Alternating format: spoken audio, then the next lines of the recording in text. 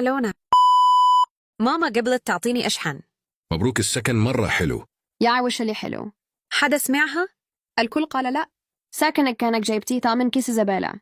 انتي الزبالة بذاتها. كفو طي سلم لي تمك. يا جماعة بطلع شوي واجي، عندي لكم مفاجأة. الكل قال باي بعد مدة قصيرة. جيتكم؟ هلا.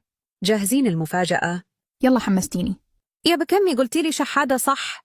أي صح انتي شحادة، طول حياتك ما شحنتي. ولا وين روب ها هنوبة؟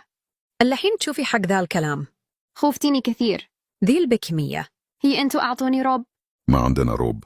أعطوني روب ولا أطلعكم من الكروب. خلاص حنعطيك روب.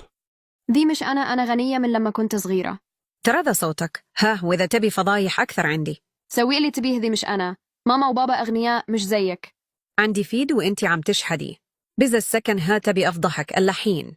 بالله عليك يفضحيها، خلينا نشوف فضايحها. ابشري بعزك، ما طلبتي شيء.